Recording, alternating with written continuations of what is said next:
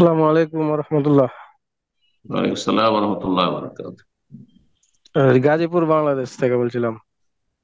বলেন। বলতে চাচ্ছিলাম আজকে যে আমি এই জায়গাতে প্রায় 4 বছরের বেশি সময় ধরে আছি। তো নিকটস্থ যে মসজিদে নামাজ পড়ি, সে ইমাম জানি যে চরমোনাই তাবলিগ টাইপের, মানে এগুলো জানি, তাবলিগ জানি, কিন্তু আকীদা সম্বন্ধে কোনোদিন মানে যে তদন্ত করতে জানি কিংবা নামাজ পড়ে যাচ্ছিলাম।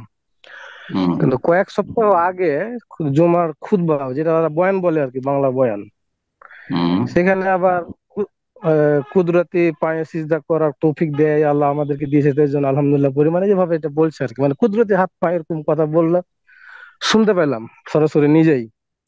তো এই অবস্থায় কি তার পিছনে এখন সালাত আদায় করবো কি না? এখন 4 বছর ধরে নামাজ পড়তে যাই 5 ওয়াক্ত জামাতে, এই অবস্থায় যদি না যাই অনেকে হয়তো অনেক কিছুই বলতে পারে। তা আসলে আশেপাশে আশেপাশে আশেপাশে আর কোন মসজিদ আছে যেখানে সহিহ সুন্নাহ মোতাবেক সালাত হয় আর এরকম বদআকিদা না রাখে? আছে? সহিহ সুন্নাহ মোতাবেক আমি জুমা নামাজ পড়তে যাই, সেগুলা 2.5-3 কিলোমিটারের ভিতরে, মানে বাইরে, মধ্যে না। আর এমনি হানাফি জামাত মসজিদে জামাত আছে জামাতে একটু সালাত দূরে। পড়তে হবে, জামাত ছাড়া যাবে না। যারা যারা এইসব আহ তবলিগ বা চরমনাই, তাদের বলা যাবে না যে প্রকাশ বড় শিরক আছে, প্রকাশ্য বড় শিরক নেই।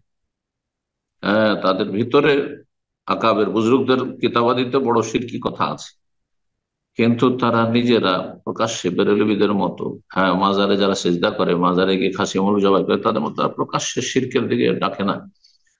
আসমা সিফাতের ক্ষেত্রে এরকম অপব্যাখ্যাগুলি রয়েছে যেগুলো গুমরাহী। তো তাদের অজ্ঞতাও রয়েছে। এখন অজ্ঞতা দূর করার জন্য আমরা চেষ্টা করেছি কিনা, বা সেখানকার আশেপাশের ওলামায়ে কেরাম যারা কোরআন সুন্নাহ আলেম, তারা চেষ্টা করেছে কিনা, তারপরে তাদের কাছে হুজ্জত কায়েম করেছে কিনা, এগুলো বিষয় রয়েছে। যার ফলে আপনাকে বলবো যে আপনার কাছে অন্য কোনো বিকল্প মসজিদ থাকলে পড়িয়েন না ওখানে।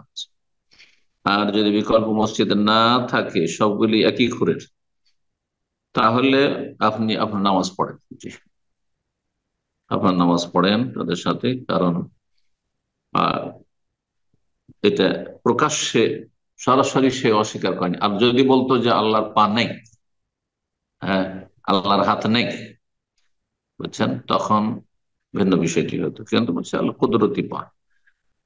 তো এখানে তো যদি কাউকে জিজ্ঞাসা করা হয় তো বলতে পারে যে আল্লাহর পাও আছে, আল্লাহর কুদরতি পাও আছে। তো বেঁচে গেল তাহলে। সেই জন্য বলছি যে খানিকটা সুযোগ আছে। তারপরে একা নামাজ পড়া ইসলামে নেই এইভাবে। নবী সাল্লাল্লাহু আলাইহি ওয়াসাল্লামের কাজ হচ্ছে প্রথম মসজিদ তৈরি করা। তাহলে আপনাকে ওখানে থাকতে হবে না, আপনি থাকবেন কেন? আপনি মসজিদে যেতে পারছেন না, আপত্তি, তাহলে আপনি ওখান থেকে হিজরত করেন ভাই, অন্য জায়গায় চলে যান। আপনি আশেপাশে দেখেন যে কোথাও কোন মসজিদ আছে, সেখানে বাসা ভাড়ায় নিশ্চয়ই আছেন, আপনি নিজের বাড়ির নয়। হিজরতের রাস্তা কিয়ামত পর্যন্ত খোলা আছে। জি, বারাকাল্লাহ ফিক।